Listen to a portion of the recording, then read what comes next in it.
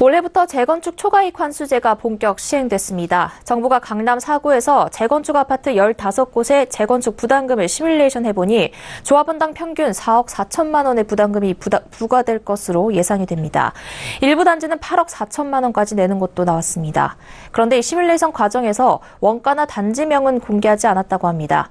이를 두고 업계와 일부 언론에선 8억 4천만 원의 주인공이 어느 단지인지 찾는 등 재건축 초과이익 환수 본래의 목적은 뒤로 한 채 부담금에 관심이 큰 모습입니다. 부담금 계산 과정과 단지들을 공개해야 하는 걸까요? 정찬신 기자와 이야기 나눠보겠습니다. 네, 정 기자, 이 재건축 초과이익 환수제 정부가 이 시뮬레이션 결과는 공개했는데 원가나 단지명은 밝히지 않았습니다. 어떤 이유에서일까요? 네, 자, 정부는 이 시뮬레이션 수치나 단지명을 공개하는 게 이 시장 혼란을 야기할 것이라고 판단했습니다. 국토부 관계자는 수치를 밝히면 단지를 추정할 수 있다면서 단지명이 밝혀지면 시장이 혼란스러워질 수 있다고 우려했습니다.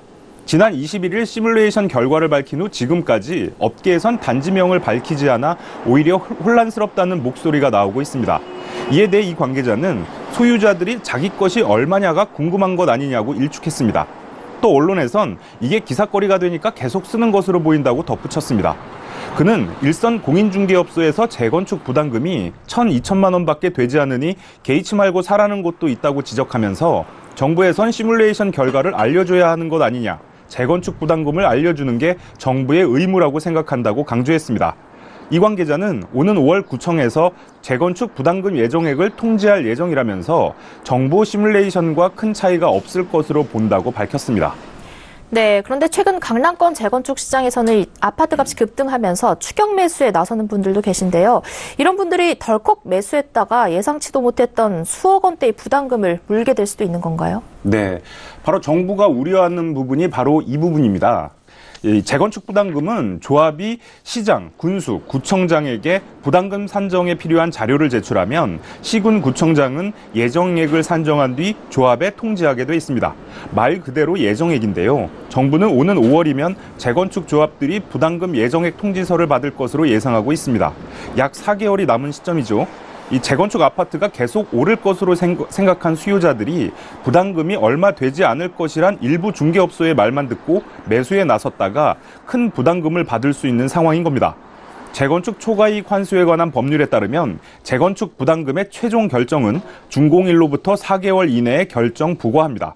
조합원은 부과일로부터 6개월 이내에 재건축 부담금을 납부하게 돼 있습니다. 정부가 내놓은 시뮬레이션 결과는 재건축 추진 과정에서 시장 상황 등에 따라 바뀔 수 있다는 뜻입니다. 네, 그렇다면 이제 궁금해지는 점이 정부가 내놓은 부담금 이 시뮬레이션 결과에 모든 단지가 수억 원대의 부담금을 물어야 하는 것으로 나타났습니까? 그건 아닙니다. 이 정부가 조사를 해봤더니 시뮬레이션 결과 적게는 100만 원, 많게 내는 곳은 8억 4천만 원으로 나타났습니다. 국토부는 서울에서 재건축 추진단지 20곳을 조사했고요. 강남 4구에 있는 단지가 15곳, 그 이외 지역이 5곳입니다.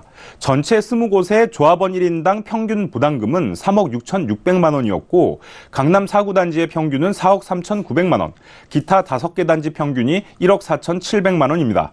강남 4구에서 1억 6천만 원부터 8억 4천만 원까지 모두 1억 원이 넘는 부담금이 나올 것으로 추산됐고요. 아마 강북 지역으로 추측되는데 기타 단지 5곳에서 100만 원부터 2억 5천만 원까지 부담금이 나올 것으로 나타났습니다.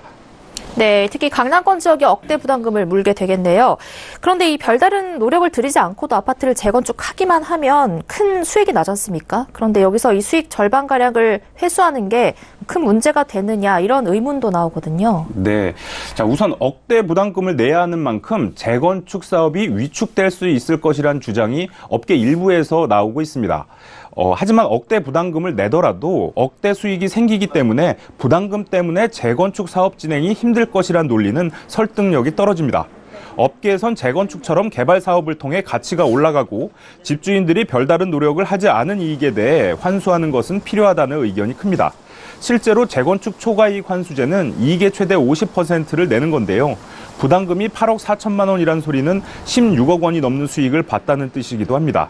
재건축 초과이익 환수에 관한 법률 제1조를 보면 주택가격의 안정과 사회적 형평을 기하여 국민 경제의 건전한 발전과 사회 통합에 이바지함을 목적으로 한다고 명시돼 있습니다.